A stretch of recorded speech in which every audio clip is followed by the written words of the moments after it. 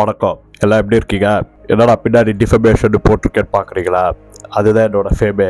எதுக்குடா ஓட்டு போட்டோம்னு நீங்கள் யோசிக்கிறது எனக்கு நல்லாவே தெரியுது. இருந்தாலும் உங்கள் நிம்மதியை கெடுக்கிறது என்னோட கடமையாச்சு. இது இந்த வாரம் நான் தான் காரணம். விண்வெளி தொழில் கொள்கைக்கு ஒப்புதல்னு சொல்லி உங்க மருமக சபரீஷனுக்கு கமிஷனை உறுதிப்படுத்திருக்கீங்களாமே. அப்புறம் எங்கள் அப்பா கலைஞருக்கு மூரசொலி மாறன், எனக்கு சபரீசன் மருமக இல்லாத ஆட்சியை நாங்கள் அமைச்சதே கிடையாது. தமிழ்நாடு மக்கள் ஓட்டு போட்டு மட்டுமா முதலமைச்சரான மருமகன் ஆட்ட சொன்ன இடத்துல தலையாட்டியோ புது புது கெட்டப்ப போட்டு தானே முதலமைச்சரான. இப்ப அவர் காட்டுற இடத்துல கையெழுத்து போட்டா என்ன தப்புன்ற? உலகத்திலேயே இந்தியாவில் நாம தான் வளர்ச்சி, முயற்சி, எழுச்சின்னு எழுதி கொடுத்தத பேச என்னோட வாய் இருக்கு. ஆனா எழுதி கொடுக்குற ஆள் என்ன சபரீஷன் கிட்ட தானே இருக்கு. பகச்சுக்க முடியுமா? முதல்வர் சீட்டு மட்டும்தான் என்னோடது. ஆனா என்னை விட என்னோட மருமகன் தான் அதில் அதிகமா உட்கார்ந்துருக்காரு. என்னை சுற்றுப்பயணம் போக சொல்லிட்டு ஆட்சி அவர் தான் பாத்துக்கிறாரு. எவ்வளவு சுருட்ட முடியுமோ சுருட்டலாம்னு பார்த்தா பாஜக ஈடியை வச்சு மிரட்டுது. எப்பெல்லாம் சபரீஷ வீட்டுக்கு ரைடு வருதோ அப்பெல்லாம் கொஞ்சம் ஜஹாவாகுவோம், அவ்வளவுதான். யாரோ எலான் மஸ்காம அவரோட போட்டி போட போறோம்னு சின்ன மாப்பிள்ள ஹரிஹரனோட சேர்ந்து வானம் ஸ்பேஸ் நிறுவனத்தை தொடங்கினார் மருமக. லாபம் எங்கிருந்து வரும்னு கேட்டா அதுக்குன்னே தமிழ்நாடு விண்வெளி தொழில் கொள்கை என்ற உன்னை உருவாக்குங்கன்னு என்கிட்ட கொடுத்தாரு. இதுல எப்படி வரும்னு கேட்டா அதெல்லாம் உனக்கு எதுக்கு, நீட்டுள்ள இடத்துல கையெழுத்த போடுனாரு. 20% கமிஷன் கிடைக்கிறத போல கையெழுத்த போட்டு விட்டேன். அறிவியல்ல சிறந்து விளங்குறோம்னு அடுத்த கூட்டத்துல பேசுறதுக்கு எழுதி அனுப்புறேன்னு சொல்லியிருக்காரு.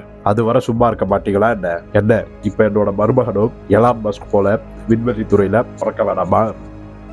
அமைச்சர் பொறுப்புல இருக்க ஒருத்தர் இவ்வளவு ஆபாசமா பேச முடியுமான்னு பொன்முடிய காரி துப்பிருக்க நீதிமன்றம் உங்க காதுக்கு வரலையா? சில வருடங்களுக்கு முன்னாடிதான் தலையால அடிச்சுக்கிட்டேன். காலையில எழுதாலே எதையாவது பேசி என்னோட நிம்மதியை கெடுக்கிறீங்கன்னு அந்த பொன்முடியே வச்சுக்கிட்டு தான் சொன்னேன். ஆனா அப்ப கூட பல்ல காட்டிட்டு இருந்தப்பவே தோணுச்சு இவன் என்னோட ஆட்சியை பாடையில ஏத்தாம விட மாட்டான்னு.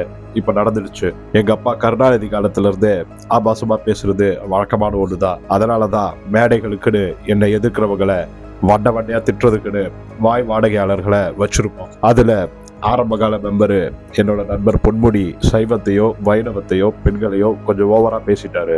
இது வரைக்கும் நான் நடத்துற ஆட்சி அவலங்களை எதையோ கண்டுக்காத தங்கச்சி கனிமொழி அமைச்சர் பொன்முடி அவர்களோட சமீபத்திய பேச்சு ஏற்றுக்கொள்ள முடியாதது.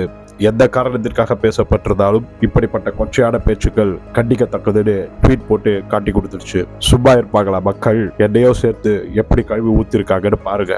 தாய் குலங்கள் மட்டுமல்ல, ஒட்டுமொத்த தமிழ்நாடு என்ன கழுவி ஊத்துறதுக்கு காரணமான பொன்முடி, துரைமுருகன், சிவாஜி கிருஷ்ணமூர்த்தி பேச்சுகளையும் கொஞ்சம் கேளுங்க. மாற்றுத்திறனாளிகள், சிறுபான்மையினர், தலித்துகள், பெண்கள், இந்துக்கள்னு எங்க ஆளுங்க யாரையும் விட்டு வைக்கிறது இல்ல.